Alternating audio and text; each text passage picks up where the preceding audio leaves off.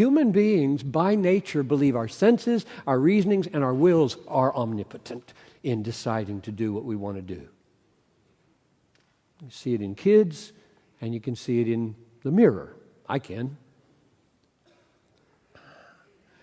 And Jesus He gives you words like verse 44 to just shake you. Do you realize how impotent is your will? Do you realize this?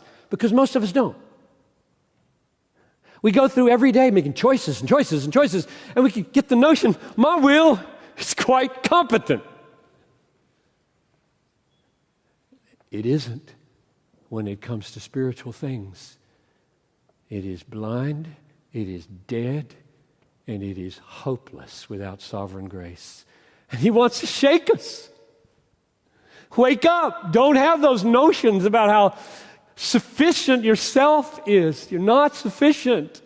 You should be a real self-doubter. So, what does He expect to happen in those of us who come to Jesus when we read this? What does He want to happen? And I'll close by just giving you several responses. And I invite you to experience these responses. This would be the evidence that you've come. If you're finding these responses rising up in your heart, it's evidence I've come to Him. He's welcomed me. I'm part of the flock. I'm of God. I'm one of the children because I'm responding this way. Number one, it humbles us. When you read John 5:44, it humbles us. We didn't provide the decisive impulse to be brought to Christ. God did. We came because of Him. If it weren't for His drawing, I would be utterly lost. And now, because of Him, I am utterly dependent on free, undeserved mercy. This is the stance of a humble Christian. I get nothing good except by grace.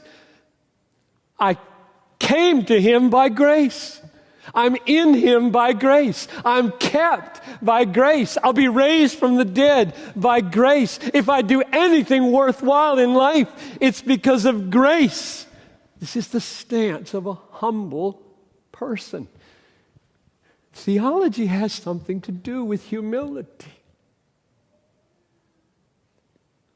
Come now, you who say, today and tomorrow, I will go to such and such a town and spend a year there and trade and get gain. You do not know about tomorrow.